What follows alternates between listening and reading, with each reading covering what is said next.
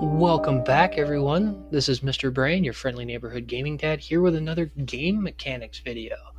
I know I haven't done one of these in a while. I've been trying to focus on hero breakdowns with all of the heroes I'm going to have to go through, but shout out to Project 95 for suggesting I do a video about this.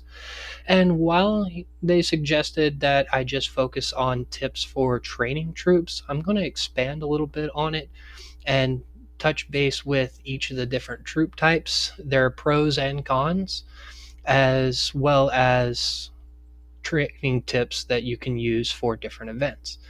Now, I know today is day 5 of Top Commander for a lot of people, so you won't be able to use some of the tips that I'm going to talk about today, but you can plan for the future for the next Top Commander you have, or maybe yours starts next week if you're on a staggered start than a lot of other regions. But without further ado, we're going to start by discussing the troop advantage chart. The troop advantage chart gives you an idea of what troop is better than another, and it's not just based on their stats, which we'll go over in a second. There actually is advantages to those. Each troop has a buff against at least one other troop type. Infantry gets about a 5% buff to stats against riders. Riders gets a 5% buff to stats against ranged, and so on and so forth. When it's factored in totally, it's about a 10% increase to damage overall. If a squad of infantry is hitting a squad of riders, it's about a 10% damage increase. Riders get a 10% damage buff against ranged, so on and so forth. Poor little engines in the middle have a 10% damage bonus from every single troop type. If it doesn't matter what you hit them with, other than engines, of course, you're going to hit engines harder, which is why you see a lot of people hitting gatherers on the map with any troop that they decide to use. You're going to have good trades. Now, I did mention that each troop has stat advantages over the other troops, and we'll start by looking at infantry to get an idea of what I mean by that. Now, if you watched my earlier game mechanics video where I went over stats, you'll know that this little exclamation point will tell you the stats of the troop type and troop tier that you currently have selected. This one shows me that Tier 1 infantry has an attack of 46, defense of 106, and HP of 107. Kind of small, but it gets a little bit more pronounced when you get up to Tier 5. Tier 5 has an attack of 180, a defense of 212, and an HP of 214. Their defense and HP are their highest stats, sacrificing quite a bit of attack compared to other troop types. But this does have a purpose. It's designed to be able to tank hits that riders are capable of dishing out while actually having more defense and HP in the long run and having a larger gap between their attack and the rider's HP. However, ranged attack power trumps this defense and HP boost. So keep that in mind. Moving on to rider troops. Look at tier 5, which I don't have unlocked yet because I am not a rider or commander. You'll see that their defense and HP are lower than infantry troops, HP quite a bit lower, but they do boast a bit higher attack. And commanders that run riders tend to have more attack bonuses to compensate for this. So their attack power is able to overwhelm ranged troops that have little to no defense or HP, but their stats overall are lower than that of infantry, meaning they're not going to be able to hold up to them. Even without the 10% damage buff against infantry, or from infantry, I should say, they wouldn't be able to beat them in a one-on-one fight. But they are more than powerful enough to take on ranged and be able to tank their hits well enough to survive. over to ranged troops, and you'll see just how stark the difference is. With an attack of 220, it almost trumps infantry HP, but not quite. And their defense and HP are pretty low compared to riders and especially infantry. With this attack stat, on top of the easy ways to boost attack in this game, especially from ranged commanders, you'll see a lot of damage output from ranged squads. Glass cannons, if you will. They're not designed to take damage. They're also the slowest troop type. And I do mean that literally. Engines are faster. But they're meant to get in, hit hard, and pray to God no one finds out they exist. Just to get a comparison, let's head on over to engines. And we'll look at tier 5 engines. And you'll see that tier 5 engines actually have a pretty decent travel speed, as well as overall not horrible stats. They're slightly weaker than infantry, but they don't have any of the great buffs that you can get from commanders. I believe there's a couple that boost engine stats specifically, but not a lot. Plus, all of the different troop types deal an additional 10% damage to them. So keep that in mind. However, if you're actually watching this closely, riders aren't the fastest troop type. It's actually these tier 1 cars. If any of you have Pompeii coming up and you need to get to a location faster than your enemies do, I'm telling you, there is a squad out there that can run cars faster than any riders I've currently seen. Even now, they're not going to be able to do a lot of damage. You're not going to want to use them in a fight, but the travel speed buffs that you can get from a couple of commanders actually boost it faster than tier 1 cavalry. I have tested this. Anyways, now on to the portion of the video that I was actually requested to do, and that is discussing training troops and different things you should think about when worrying about that.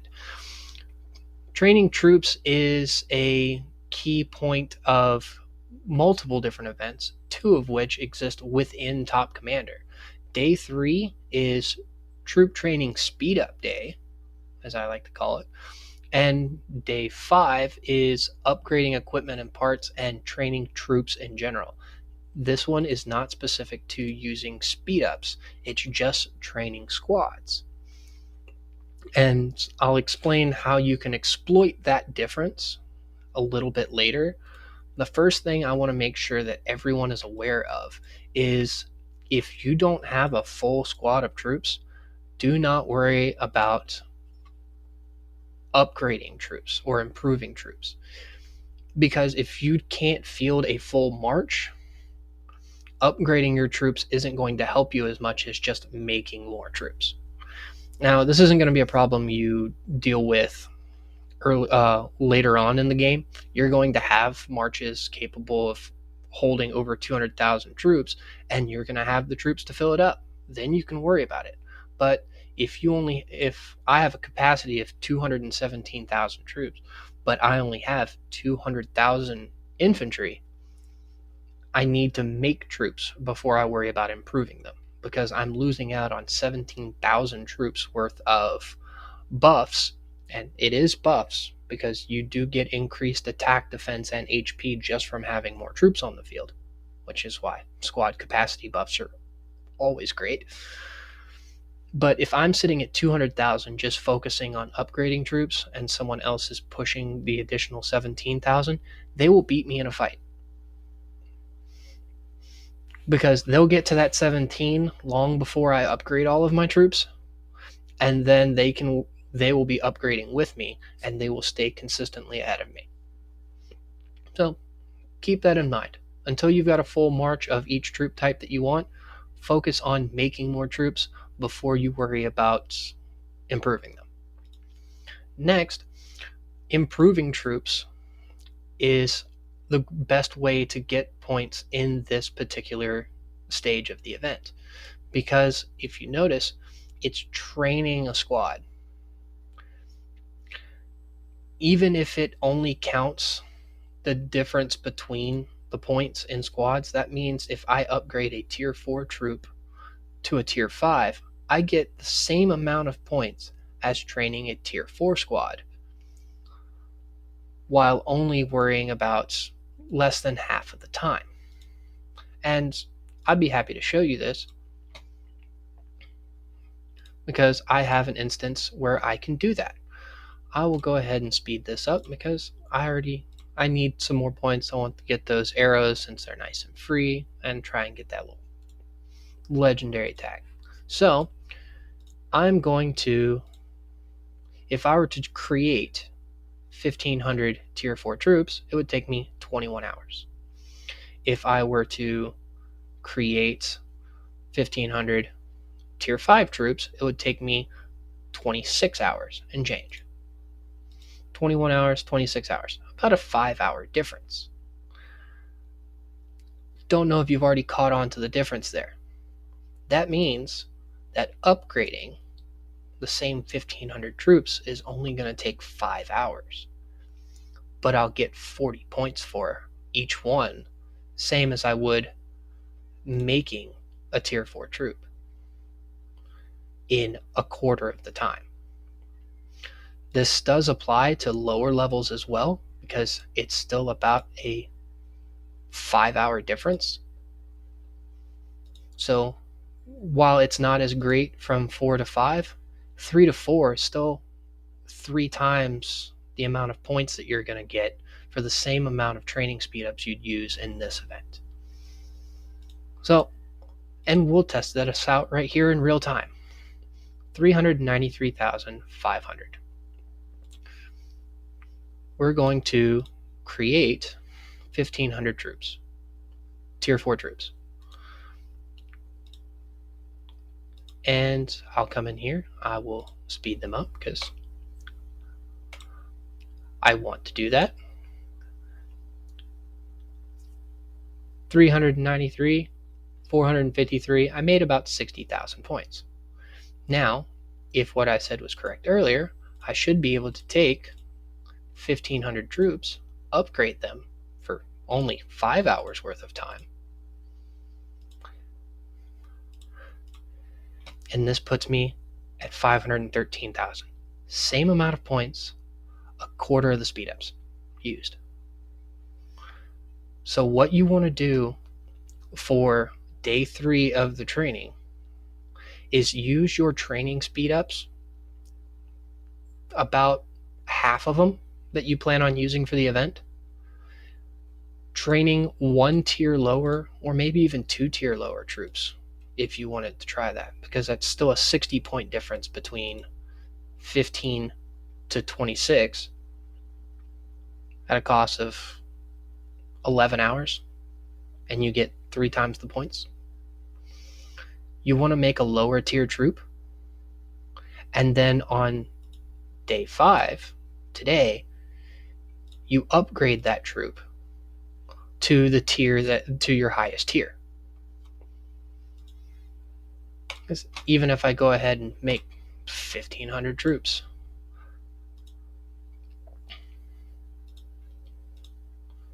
speed that up, I get about the same amount of points, 120,000. But that's all done on one day, as opposed to I could have split the points up between these 2 days and gotten more points out of day 5 and more points out of day 3.